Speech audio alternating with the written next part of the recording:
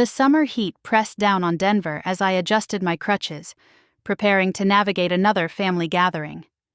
I'm Phoebe Quinn, 28 years old, and for the past 3 years, these mobility aids have been my constant companions after a devastating car accident left me with permanent spinal damage.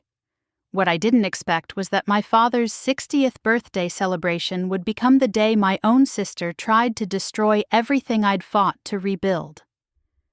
The backyard buzzed with familiar voices, the scent of barbecue smoke mixing with my growing anxiety.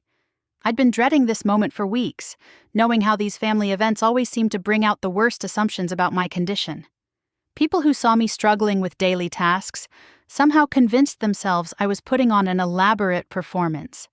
The whispers had been growing louder lately, and I could feel the weight of suspicious glances following my every movement. My sister Sarah stood near the picnic table, her voice carrying across the lawn as she entertained a cluster of relatives with animated gestures. She'd always been the golden child, the one who could do no wrong in my parents' eyes. Her confident laughter rang out above the chatter, but there was something sharp in her tone that made my stomach twist.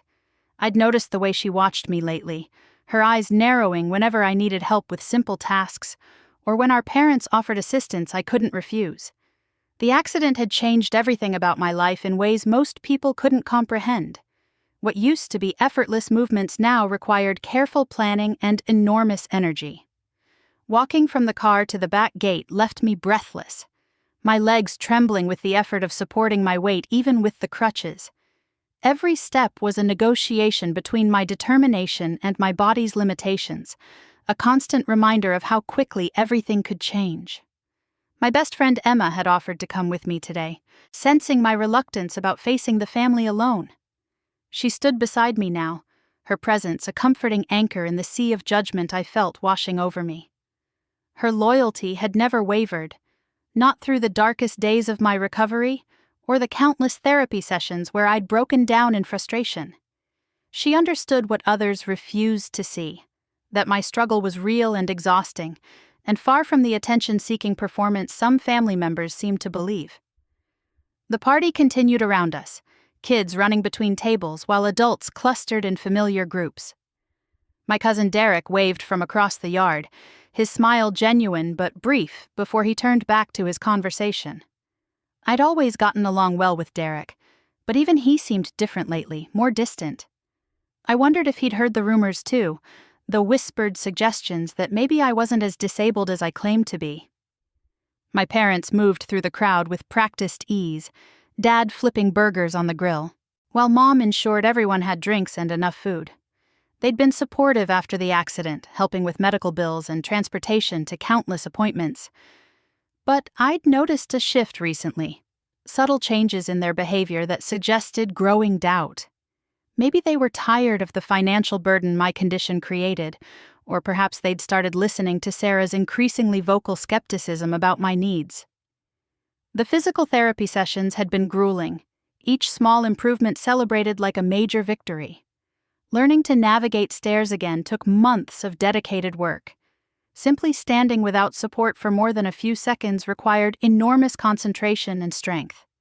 The few moments when I could shuffle forward without my crutches were hard-won achievements that represented hours of painful effort, not evidence that I was faking anything.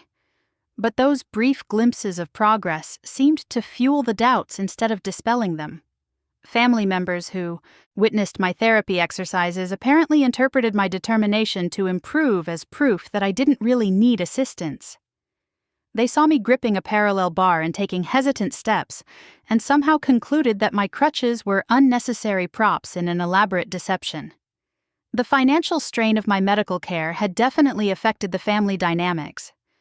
Insurance covered some expenses, but the specialized equipment, ongoing therapy, and medication costs added up quickly. I hated being dependent on my parents' help, but working full-time was impossible when even basic daily activities left me exhausted. The guilt of being a financial burden weighed heavily on me, especially when I caught the worried expressions on my parents' faces as they reviewed medical bills. Sarah had taken on more responsibilities around the house and with our aging parents, a fact she mentioned frequently and with growing resentment. She painted herself as the responsible daughter who stepped up while I retreated into what she called my victim mentality. Her accusations stung because part of me wondered if there was truth to them. Was I using my condition as an excuse to avoid adult responsibilities? The self-doubt was almost worse than the physical pain. The barbecue sauce sizzled as Dad tended the grill, his attention focused on ensuring perfectly cooked burgers for his birthday guests. He seemed genuinely happy today, surrounded by family and friends who'd gathered to celebrate another year of his life. I wanted to enjoy this moment with him, to focus on the positive aspects of our family coming together. But the undercurrent of tension was impossible to ignore. Emma squeezed my arm gently, offering silent support as we made our way toward an empty chair near the edge of the gathering. The uneven grass made walking treacherous, each step requiring careful placement of my crutches to avoid losing my balance. What should have been a simple 10-foot journey became an exhausting obstacle course that left me grateful to finally sit down. My Aunt Patricia approached with a plate of food, her smile warm but her eyes searching my face for signs of something I couldn't identify. She'd always been kind to me, but lately even her interactions felt loaded with unspoken questions. Did she wonder if I was exaggerating my limitations? Had Sarah's campaign of doubt reached even the most sympathetic family members? The conversation around me continued, touching on work updates, vacation plans, and neighborhood gossip. I tried to participate, to seem normal and engaged, but the effort of maintaining appearances while managing my physical discomfort was draining. Every laugh felt forced, every contribution to the discussion carefully calculated to avoid seeming too energetic or too pathetic. Sarah's voice grew louder as the afternoon progressed, her confidence building with each drink and every nod of agreement from her audience. She held court near the center of the gathering, regaling relatives with stories that painted me in an increasingly unfavorable light. I caught fragments of her narrative, references to my supposed manipulation, and the burden I'd become for the entire family. The heat was becoming unbearable, my clothes sticking to my skin as I struggled to find a comfortable position in the plastic chair. The combination of physical discomfort and emotional stress was overwhelming, but leaving early would only fuel more speculation about my condition. I was trapped in a situation where every action would be scrutinized and interpreted as evidence either supporting or undermining my credibility. Emma noticed my distress and suggested we move to a shadier spot, but that would require another difficult journey across the uneven ground. The simple logistics of existing at this gathering had become a complex calculation of energy expenditure versus social obligation. Every decision carried weight beyond its apparent simplicity. As the party continued around us, I couldn't shake the feeling that something significant was building toward an explosive confrontation that would change everything. The tension reached its breaking point when Sarah suddenly stood up from her chair, her movements sharp and deliberate. She'd been building toward this moment all afternoon, each drink loosening her tongue and emboldening her accusations. The relatives around her fell silent as she turned in my direction, her eyes blazing with something that looked like righteous anger but felt like pure cruelty. Without warning, she strode across the yard toward where I sat, her steps quick and purposeful. The conversations around us died as people sensed the shift in atmosphere, heads turning to follow her movement. Emma tensed beside me, her protective instincts kicking in as she recognized the dangerous look on my sister's face. Sarah reached my chair and towered over me, her presence intimidating and aggressive. The family gathering had become her stage, and she was ready to deliver what she clearly believed would be a devastating performance. Her voice cut through the summer air like a blade when she finally spoke. "I'm done watching this charade," she declared, loud enough for everyone to hear. "You've been milking this supposed disability for 3 years now, and I've had enough." The words hit me like physical blows, each accusation more painful than the last. Around us, relatives shifted uncomfortably in their seats, some looking away while others leaned forward with morbid curiosity. My parents froze mid-conversation, their faces masks of shock and embarrassment. But Sarah wasn't finished. She bent down and grabbed one of my crutches before I could react, her fingers wrapping around the aluminum frame with vicious determination. The sudden movement threw me off balance, and I instinctively reached out to steady myself as my support was yanked away. "Stop faking it," she screamed, her voice echoing across the backyard. "You're just leeching off this family, making us all pay for your pathetic act." The crutch flew from her grip as she gestured wildly, and I tumbled sideways from my chair onto the grass. The impact jarred my already damaged spine, sending waves of genuine agony through my body. But the physical pain was nothing compared to the humiliation of lying on the ground while my own family watched in stunned silence. Laughter erupted from several relatives, nervous chuckles that quickly grew into full-blown amusement at my expense. My cousin Jake pulled out his phone, the camera already recording as he captured my fall for what I knew would become family legend. The clicking of other phones joined his, creating a symphony of digital cruelty that would haunt me long after this day ended. I struggled to push myself upright, my movements clumsy without my mobility aids. The grass stained my clothes as I fought to regain some semblance of dignity, but every attempt to stand only seemed to amuse the growing audience more. Emma dropped to her knees beside me, trying to help, while shooting murderous looks at anyone who continued laughing. Sarah stood over my prone form like a conquering hero, her chest heaving with the adrenaline of her attack. She seemed drunk on the power of finally exposing what she believed to be my elaborate deception. The family members who'd been whispering their doubts for months now had their proof, or so they thought. "Look at her," Sarah continued, gesturing at my struggling form. "If she was really disabled, she wouldn't be able to catch herself like that. Real paralyzed people don't move the way she does." Her words revealed a fundamental misunderstanding of spinal injuries that would have been laughable if the situation weren't so devastating. My condition had never involved complete paralysis, but rather nerve damage that affected my balance, strength, and endurance. The distinction didn't matter to Sarah or the relatives who nodded along with her accusations. My Aunt Linda stepped forward, her phone also raised to capture the spectacle. "I always wondered about those therapy sessions," she said, her voice carrying a note of vindication. "Seemed like she was working awfully hard for someone who needed crutches." The irony was crushing. My dedication to physical therapy, the countless hours of painful exercises designed to maximize my remaining function, had become evidence against me. Every small improvement I'd fought to achieve was now being used to discredit my genuine limitations. Emma finally managed to help me into a sitting position, her face flushed with anger and embarrassment on my behalf. She retrieved my scattered crutches while shooting daggers at Sarah, who basked in the attention like she'd just solved a great mystery. The family gathering had transformed into a public trial with me as the unwilling defendant. My parents remained frozen by the grill, their faces cycling through shock, confusion, and what looked disturbingly like relief. Perhaps they'd been harboring their own doubts about my condition, and Sarah's dramatic revelation offered them an escape from the financial and emotional burden of supporting me. Their silence spoke volumes about where their loyalties truly lay.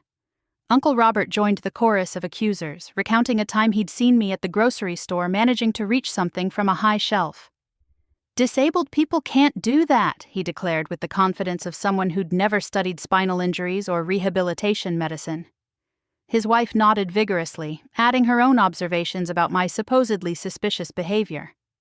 The mob mentality was taking hold as more relatives shared their theories about my deception. Cousin Michelle mentioned seeing me laugh during a family movie night, as if joy were incompatible with disability. Aunt Carol recalled watching me help Emma move furniture last year, conveniently forgetting that I'd paid for that assistance with days of increased pain and exhaustion. Each accusation built on the last, creating a narrative of elaborate fraud that painted me as a master manipulator who'd fooled medical professionals, insurance companies, and my own family for years. The complexity of such a deception never occurred to them, nor did they question why anyone would choose to live with the limitations and indignities that came with mobility aids. Sarah fed off their energy, her initial outburst evolving into a full presentation of evidence against me.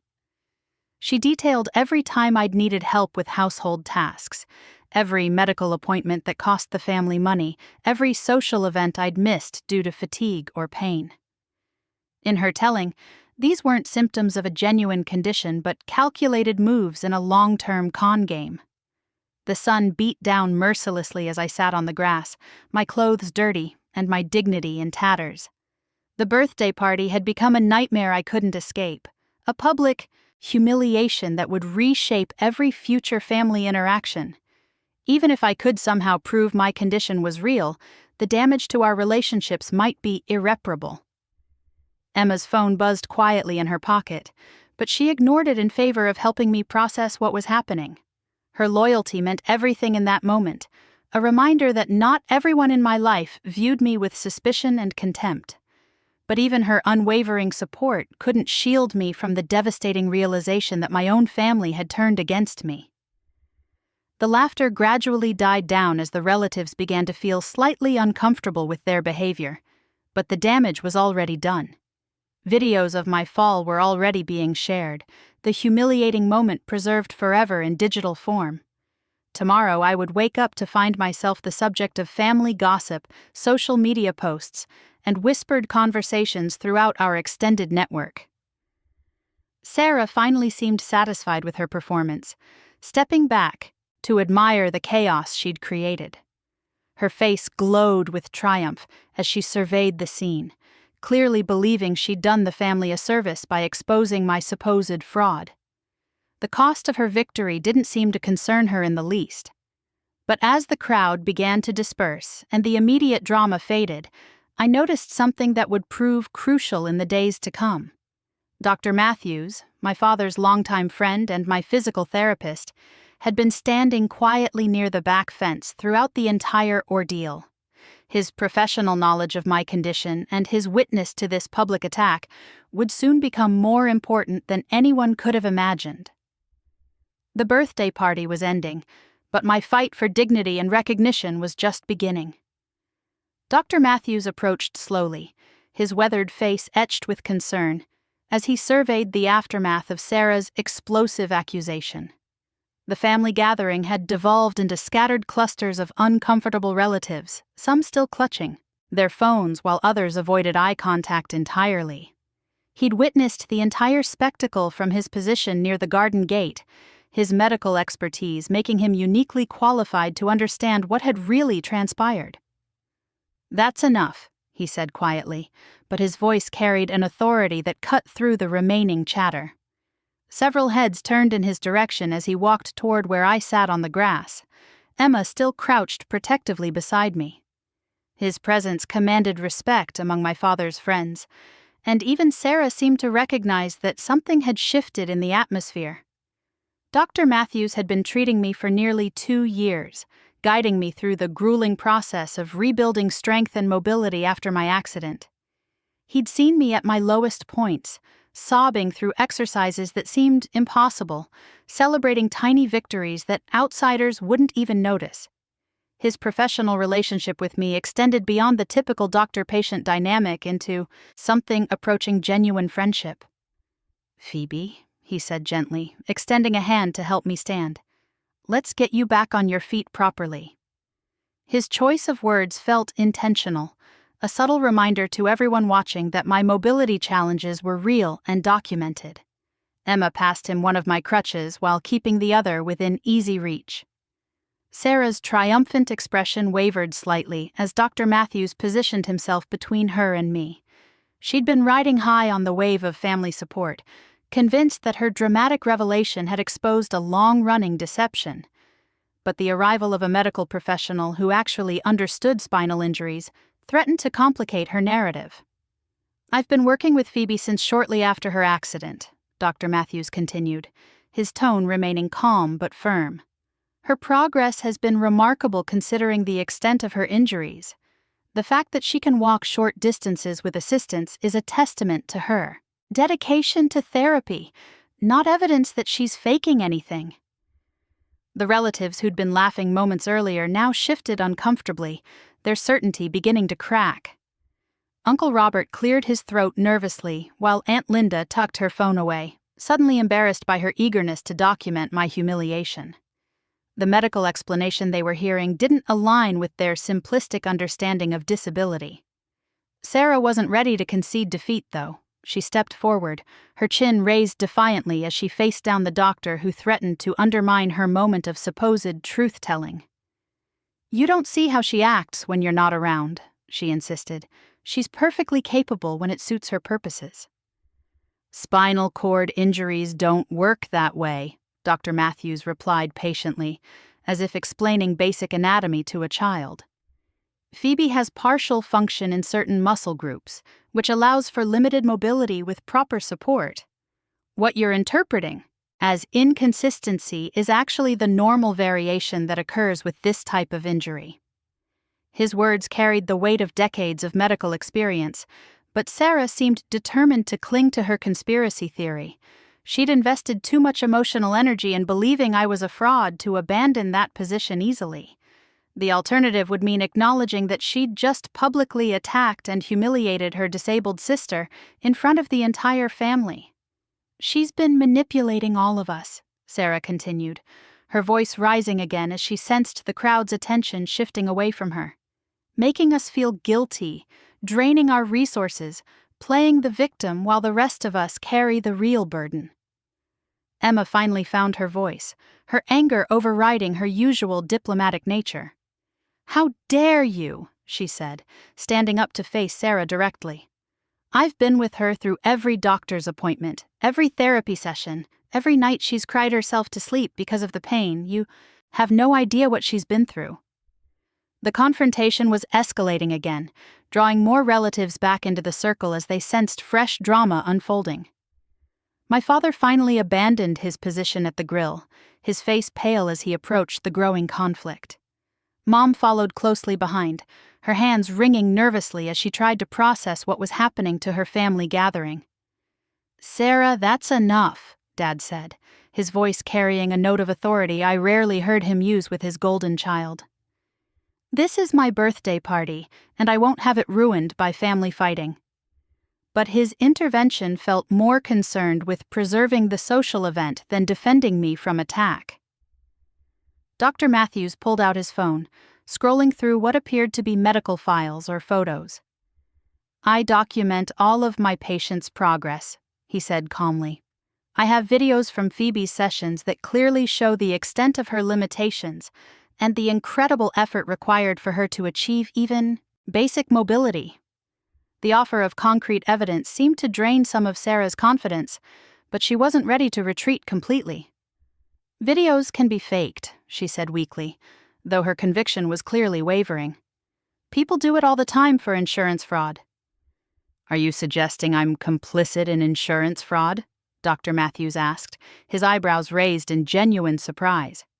"That's a serious accusation to make against a licensed medical professional." The legal implications of Sarah's expanded conspiracy theory were beginning to dawn on the gathered relatives. Mom stepped forward, her face flushed with embarrassment as she tried to salvage the situation. "I'm sure Sarah didn't mean that," she said quickly. "We're all just confused and upset. Maybe we should discuss this privately as a family." But the damage was already done.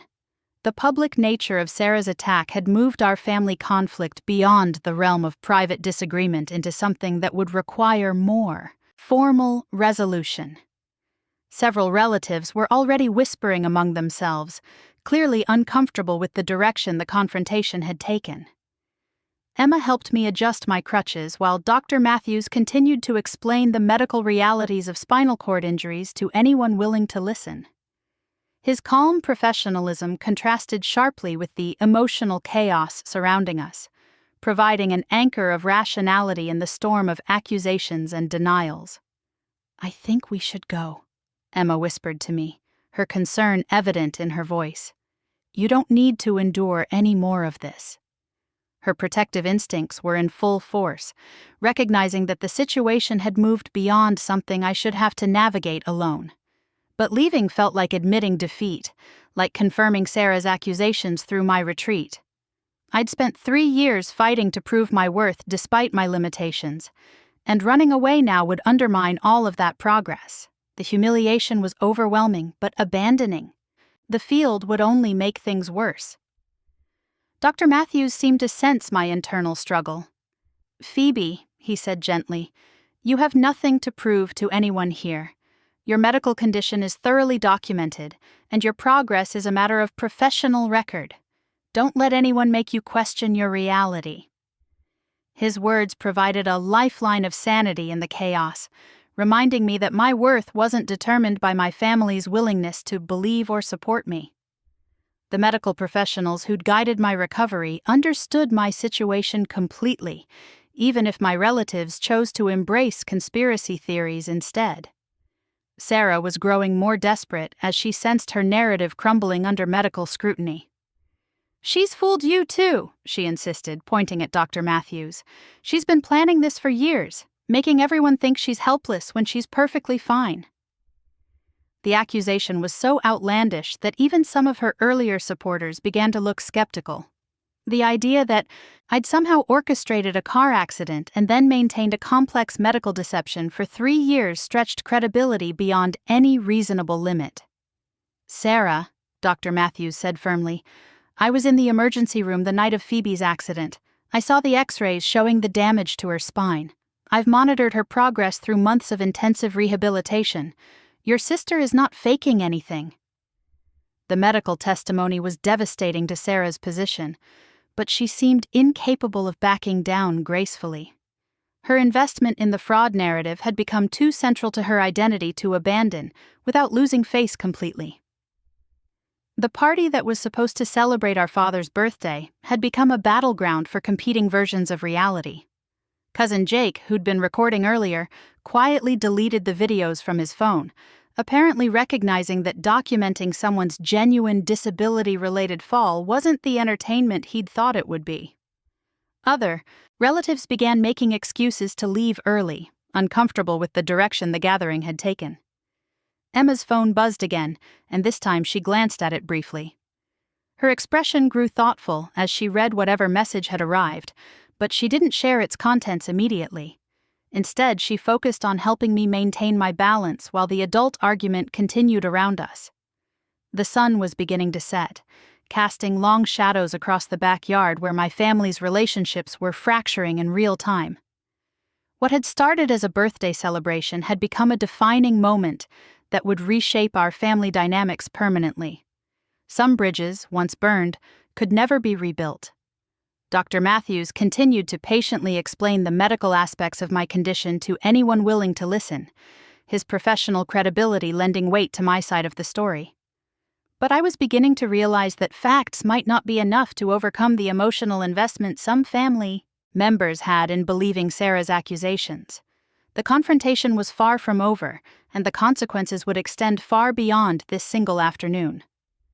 Legal implications were starting to surface, and I found myself wondering if this public attack might constitute something more serious than just family drama. Emma's mysterious text message and her thoughtful expression suggested that help might be coming from an unexpected source. As the evening shadows lengthened, I prepared myself for whatever would come next, knowing that my fight for dignity and recognition was entering a new and more serious phase. Emma's phone buzzed insistently in her pocket, and this time when she glanced at the screen, her entire demeanor shifted. A slow smile spread across her face as she read the message, her eyes lighting up with something that looked like vindication. She leaned close to my ear, her voice barely above a whisper. "Help is coming," she said simply, but there was steel in her tone that made my heart race with possibility. Before I could ask what she meant, the sound of a car door slamming echoed from the front of the house. Heavy footsteps approached along the side path, deliberate and purposeful. The remaining relatives turned toward the noise, their conversations faltering as an unfamiliar presence made itself known. Detective Maria Santos rounded the corner into the backyard, her badge visible on her belt, her expression serious but professional. She surveyed the scene with practiced eyes, taking in my position on the ground, the scattered crutches, and the cluster of uncomfortable family members. Emma's smile widened as she realized her message had been received and acted upon with impressive speed. "I received a report of an assault on a disabled individual," Detective Santos announced, her voice cutting through the evening air like a blade.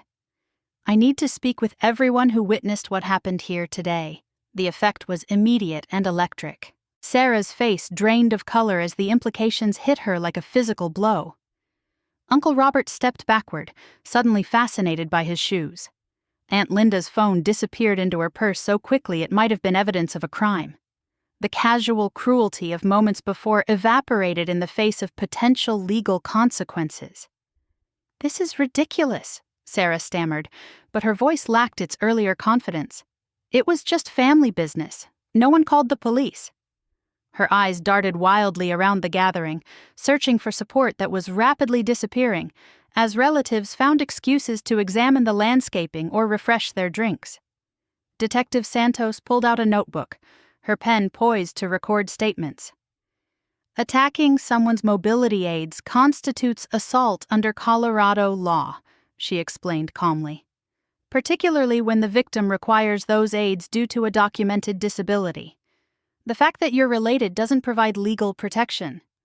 Dr. Matthews stepped forward, his medical credentials adding weight to the situation. "I witnessed the entire incident," he said firmly. "Miss Quinn was deliberately targeted because of her disability. Her sister removed her mobility aid and caused her to fall while making false accusations about her medical condition." The detective's pen moved across her notebook as she recorded his statement, the scratching sound unnaturally loud in the sudden silence. My father stood frozen by the grill, his birthday celebration transformed into a legal nightmare he clearly hadn't anticipated. Mom hovered near the house, torn between family loyalty and growing awareness of the seriousness of the situation. "Anyone who recorded the incident needs to preserve that footage as evidence," Detective Santos continued, her gaze sweeping across the relatives who'd been so eager to document my humiliation. "Deleting videos could constitute obstruction of justice." Cousin Jake's face went pale as he realized his earlier recording might now be crucial evidence in a criminal case. He fumbled with his phone, his hands shaking as he tried to navigate between cooperation and self-preservation.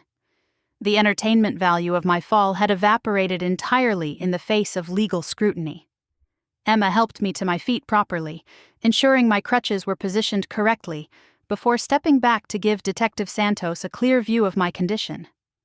The professional assessment was thorough but respectful, documenting the visible signs of my mobility challenges without adding to my humiliation. "Ma'am, I need to ask you some questions about what happened," the detective said to me, her tone gentle but official. "Are you willing to provide a statement about the assault?"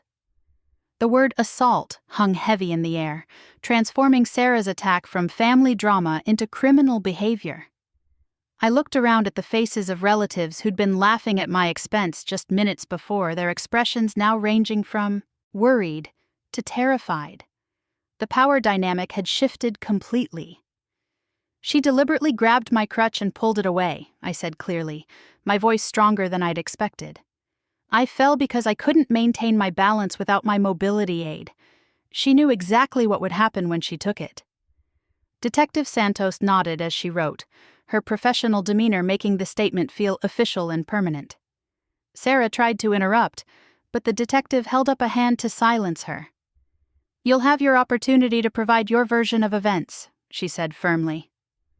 Dr. Matthews provided additional context about my medical condition, explaining the legitimate need for mobility assistance and the potential for injury when that support was removed suddenly. His testimony carried the weight of professional expertise that would be difficult for any defense attorney to challenge. The detective turned to Sarah, her expression neutral but intimidating. "I need you to explain your actions. From your perspective," she said. But I should inform you that you have the right to remain silent and consult with an attorney before making any statements. The Miranda warning hit the gathering like a thunderbolt. This wasn't just a family squabble anymore. It was a potential criminal case with serious legal ramifications. Sarah's face cycled through shock, fear, and desperate calculation as she tried to process her new reality. "I thought she was faking," Sarah said weakly, her earlier conviction completely evaporated. "I was trying to help the family by exposing her deception. I didn't mean to hurt anyone." "Ignorance about disability isn't a legal defense for assault," Detective Santos replied matter-of-factly. "Your intent may affect sentencing, but it doesn't eliminate criminal liability for your actions." Emma pulled out her own phone, scrolling through messages with growing satisfaction. "I documented everything," she told the detective. "I started recording when I saw Sarah approaching aggressively. I have the entire assault on video, plus the aftermath." The revelation that the attack had been captured from another angle sent another wave of panic through the remaining relatives. Emma's video would show the premeditation in Sarah's approach, the deliberate nature of her actions, and the family's cruel response to my fall. The evidence was overwhelming and undeniable. Detective Santos reviewed Emma's footage briefly, her expression growing more serious as she watched the assault unfold on the small screen. "This clearly shows deliberate targeting of mobility equipment," she said. "I'll need copies of this video for the investigation."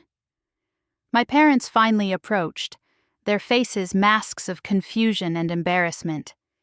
Dad's birthday celebration had become a legal nightmare that would define our family relationships for years to come. Mom wrung her hands nervously, clearly struggling with conflicting loyalties.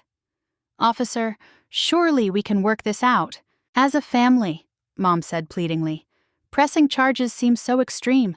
Sarah didn't mean any real harm." "The law doesn't recognize family exceptions for assault," Detective Santos replied. "The decision to pursue charges belongs to the victim and the district attorney's office. Your daughter's intentions don't negate the criminal nature of her actions." The gathering was disintegrating as relatives made excuses to leave early, desperate to distance themselves from potential legal complications. Cars started in the driveway as extended family members fled the scene, their earlier enthusiasm for drama replaced by fear of subpoenas and court appearances. Sarah's husband arrived, having been called by a relative, his face grim as he assessed the situation. The legal implications were clearly dawning on him as he listened to Detective Santos explain the charges his wife might face. Their financial future could be impacted by legal fees and potential civil liability. Dr. Matthews remained as a witness, his professional credibility lending weight to the prosecution's potential case. His testimony about my genuine medical condition would be crucial in establishing that Sarah's actions targeted my disability specifically. The medical documentation he possessed would make any defense extremely difficult. "I want to press charges," I said clearly, my voice carrying across the backyard.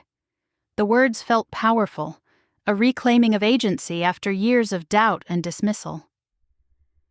"What she did was criminal, and I won't let it be swept under the rug as family drama." The decision sent visible shockwaves through the remaining relatives.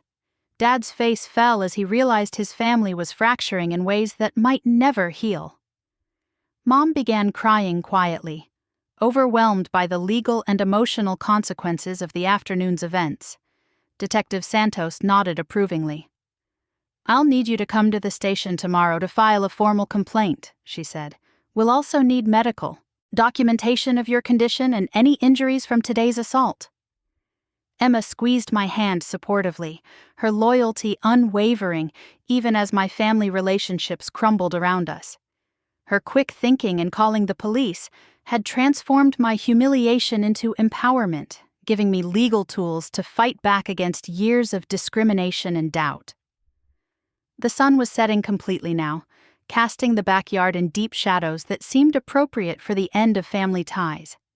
Sarah stood in handcuffs as Detective Santos explained the arrest procedure, her earlier triumph replaced by the stark reality of criminal charges. As the police car pulled away with my sister in the back seat, I realized this was just the beginning of a longer fight for justice and recognition. The legal system would now validate what my family had refused to believe: that attacking someone because of their disability was a crime, not a family intervention.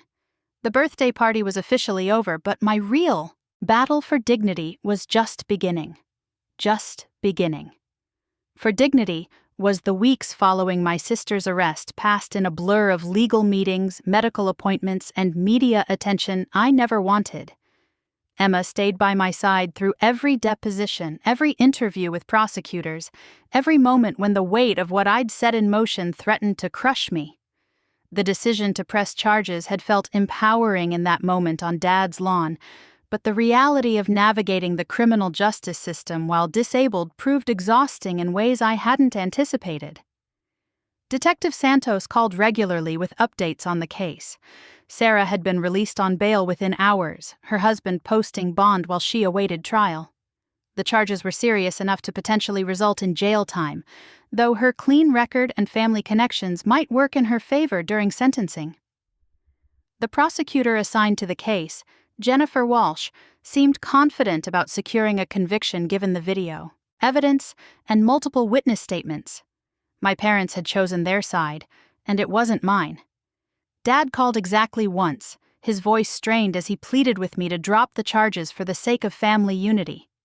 When I refused, explaining that Sarah's actions were criminal regardless of our blood relationship, he hung up without saying goodbye. Mom sent a series of increasingly desperate text messages, each one begging me to reconsider before finally giving up when I stopped responding entirely. The isolation hurt more than I'd expected. 3 years of managing my disability had taught me to cope with physical pain, but losing my entire family support system created an emotional wound that felt impossible to heal. Emma reminded me constantly that their absence revealed who they'd always been, not who I'd lost. Her words made sense intellectually, but my heart struggled to accept that my parents would abandon me, rather than acknowledge Sarah's crimes. Dr. Matthews had become an unexpected ally in ways that extended far beyond his role as a witness. He connected me with other patients who'd faced similar discrimination, creating a support network of people who understood the unique challenges of living with invisible disabilities. Their stories helped normalize my experience while providing practical advice for managing both the legal process and family rejection. The media coverage started small, a brief mention in the local crime section about assault charges filed against a woman who attacked her disabled sister. But Emma's video had somehow found its way online, and the story exploded across social media platforms faster than anyone could control. Suddenly, my private family trauma became a public conversation about disability rights, family dynamics, and the criminal justice system's response to bias-motivated crimes. Reporters called constantly, their requests for interviews growing more aggressive as the story gained national attention. I declined every opportunity to speak publicly, wanting to focus on the legal case rather than becoming a poster child for disability advocacy. But my silence only seemed to fuel more speculation and commentary from people who'd never met me, but felt qualified to judge my decisions. The video views climbed into the millions, each share spreading my humiliation to new audiences who dissected every frame looking for evidence to support their predetermined opinions. Some comments expressed outrage at Sarah's behavior and support for my decision to press charges.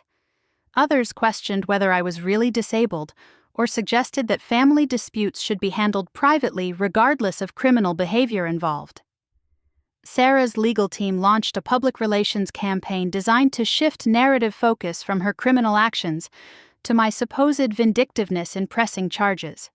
They painted her as a concerned sister whose intervention methods were misguided but well-intentioned. Anonymous sources, clearly from my extended family, provided quotes about my history of attention-seeking behavior and manipulation tactics that supposedly dated back to childhood. The character assassination was devastating, but not unexpected. Emma had warned me that Sarah's defense would likely involve attacking my credibility and portraying me as the real villain in our family drama. Still, reading detailed accounts of my alleged personality flaws and seeing childhood memories twisted into evidence of deception felt like being violated all over again. My blog, which I'd started as a private outlet for processing the trauma, began attracting readers who'd found my story through news coverage. The comments section filled with messages from other disabled individuals sharing their own experiences with family rejection and discrimination. Their stories created a community I'd never known existed. People who understood the specific pain of being doubted by those who should love you unconditionally. Writing became my lifeline during the darkest moments of the legal process. Each post helped me process another aspect of the trauma while connecting with readers who'd walked similar paths. I wrote about the exhaustion of constantly proving your limitations to people determined to disbelieve them. I explored the financial burden of disability and how it created opportunities for family members to resent your existence. Most importantly, I shared the gradual process of building a chosen family when your biological one fails you completely. The prosecution team requested extensive medical documentation to support their case, requiring me to relive every aspect of my accident and recovery through clinical reports and therapy notes. Dr. Matthews provided detailed records spanning 3 years of treatment, creating an undeniable paper trail that proved the legitimacy of my condition and the necessity of my mobility aids. Physical therapy sessions became more important than ever as the stress of the legal case affected my already compromised physical functioning. The constant tension of media attention and family rejection manifested in increased pain levels and reduced mobility that threatened to undermine the very independence I was fighting to protect. Dr. Matthews adjusted my treatment plan to address stress-related symptoms while maintaining the progress I'd worked so hard to achieve. Emma documented everything with the thoroughness of an investigative journalist, creating detailed timelines of events and preserving evidence that might prove crucial during trial. Her organizational skills complemented my emotional processing, ensuring that important details didn't get lost in the chaos of legal proceedings and media coverage. She'd taken vacation time from work to support me through the worst of it, a sacrifice that highlighted the stark difference between chosen family and blood relatives. Standing in the courthouse 6 months later, watching the judge sentence Sarah to community service and mandatory disability awareness training, I felt something I hadn't expected. Peace. Not joy, not vindication, but a quiet certainty that I'd made the right choice. The criminal conviction validated what I'd always known. Attacking someone's mobility aids isn't family intervention. It's assault. My parents never came to the trial. Sarah's husband sat alone in the gallery, his face a mask of resignation as the verdict was read. Emma squeezed my hand when the judge acknowledged that disability-based crimes wouldn't be tolerated in her courtroom, regardless of family relationships involved. The blog I'd started during those dark weeks had grown into something bigger than personal therapy. Thousands of disabled readers found community in my words, sharing their own stories of family rejection and discrimination. What began as trauma processing had evolved into advocacy work I never planned, but couldn't abandon. Emma helped me navigate the courthouse steps afterward, reporters shouting questions I still refused to answer. My story belonged to me now, not to news cycles or public opinion. I'd learned the difference between being seen and being understood, between family loyalty and enabling abuse. Dr. Matthews waited by his car in the parking lot, his presence a reminder that some people see your worth without needing proof of your pain. The chosen family I'd built, Emma, supportive blog readers, medical professionals who believed in my recovery, proved stronger than blood ties that demanded I minimize my truth for their comfort. That night, writing my final post about the trial, I realized something profound had shifted. I was no longer defined by what I'd lost: mobility, family acceptance, naive trust in unconditional love. Instead, I was shaped by what I'd built: resilience, authentic relationships, a voice that refused to be silenced by those who preferred my suffering remain invisible. Sometimes the greatest act of love is refusing to carry other people's shame about your existence. Walking away from my family wasn't abandonment, it was freedom.